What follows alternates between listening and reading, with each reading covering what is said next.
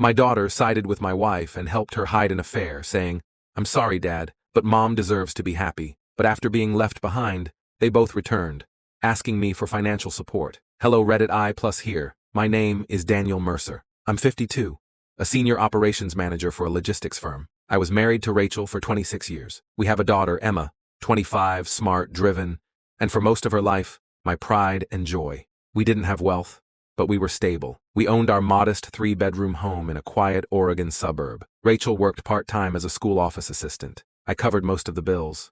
We weren't flashy, but we were fine, or so I thought. Emma was always the light of my life.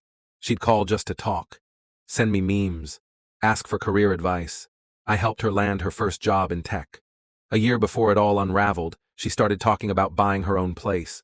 Prices were going through the roof, and she was struggling to save up for a down payment. Rachel had changed over the last couple of years.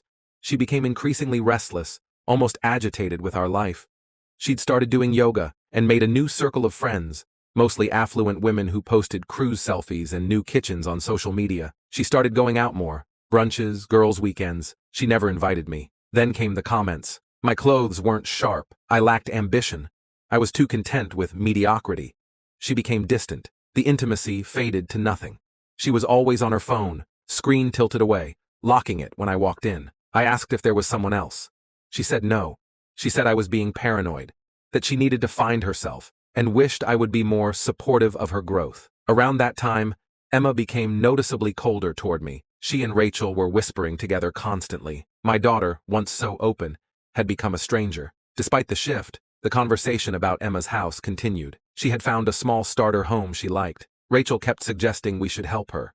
Subtly, then more openly. I had a savings account I rarely touched. Bonuses, an inheritance from my father, rainy day money. My financial safety net. After months of their nudging, I finally caved. I gave Emma $120,000 for the down payment. She cried, called me the best dad in the world, hugged me like a little girl again. 3 months later, the housewarming photos were barely posted online when Rachel sat me down on a random Tuesday night and shattered my world. She was leaving. There was someone else.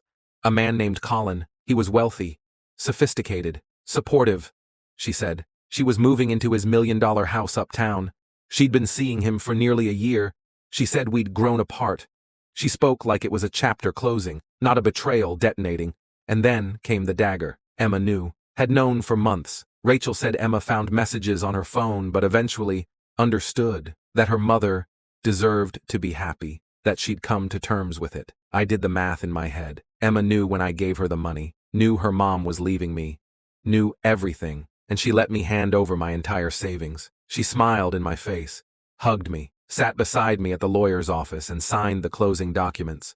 I felt hollow. Rachel left that night with her suitcase. Colin waited in a sleek black Mercedes around the corner. She didn't even look back. I called Emma, straight to voicemail. I called again, nothing. I drove to her house.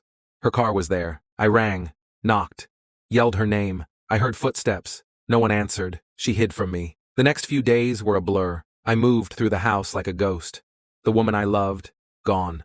My daughter, unreachable. My savings, gone. Rachel filed for divorce quickly, said she didn't want anything except her personal items. Colin was funding her new life, and she didn't care about the house. Legally, it worked in my favor. I kept the house, but it didn't feel like a win. Weeks later, I got a brief text from Emma. "I'm sorry you're hurting, Dad.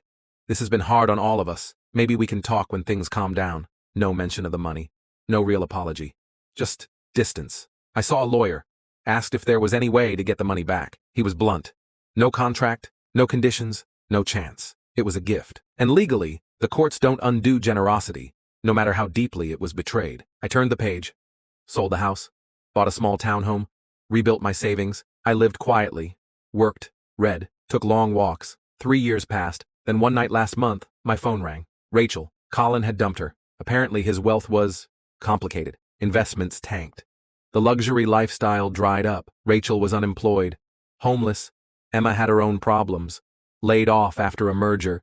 Barely keeping up with her mortgage. She needed help with her bills. Utilities. Groceries. They came back like a tag team, asking if I could help out. I listened. Politely. Said I'd consider it. Then I invited them to meet me. Neutral ground. Small cafe on a Thursday afternoon. I arrived early. Didn't order anything. Rachel and Emma walked in together. Rachel looked tired, almost embarrassed. Emma looked nervous. Before they could say anything, I spoke. I laid it all out. Calm, clear, final. I reminded Rachel that she walked out of a 26-year marriage for a man who promised her more.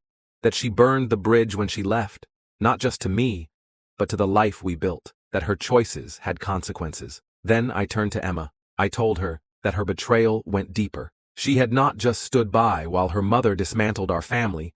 She had knowingly taken my life savings, smiling, playing the role of the grateful daughter, while knowing the knife was already halfway in my back. I reminded her of her silence, her hiding, her text message, her complete lack of remorse. I told them both, calmly but firmly, you came here thinking you could reopen a door you nailed shut, but that door no longer exists. I'm not your safety net. I'm not your bailout plan. I'm not the same man you left in pieces. They sat in stunned silence. Rachel opened her mouth to speak. I raised a hand. I'm done. This meeting is the last act of a story you ended. Goodbye. And I walked out. I stepped out of the cafe and into the early evening sun.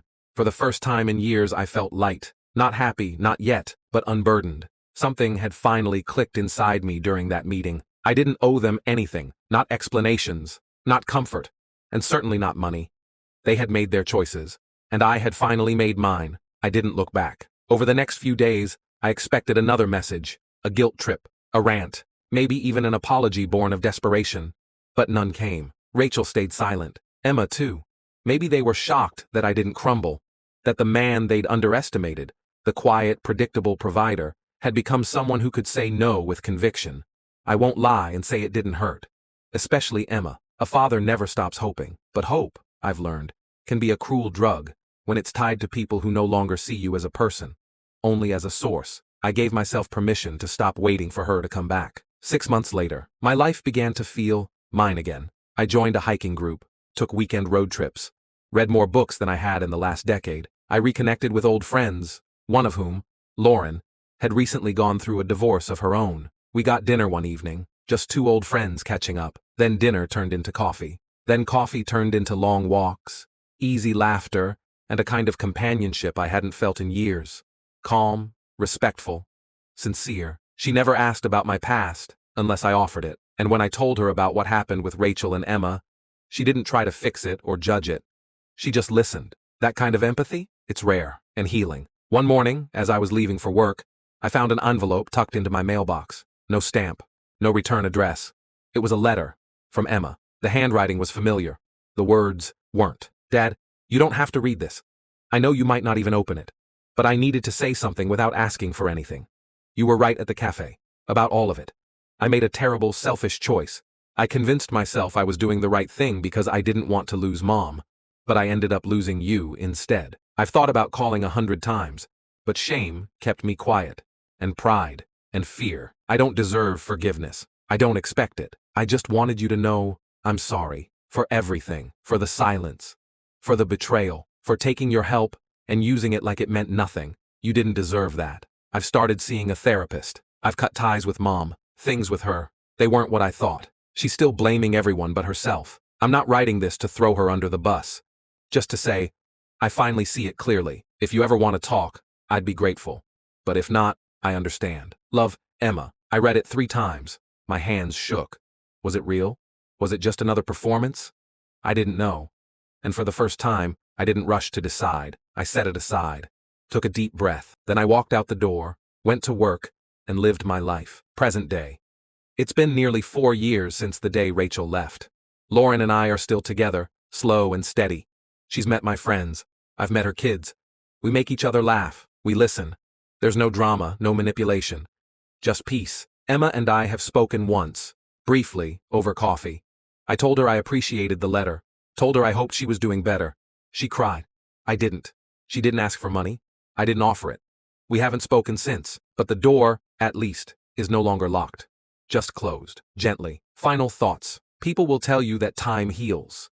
That's only half true. Time helps, but clarity heals. Boundaries heal. Choosing yourself after years of being chosen last heals. Forgiveness? It's not always about letting others back in. Sometimes it's just about letting yourself move forward. Rachel thought I'd be her backup plan. Emma thought I'd always be her safety net.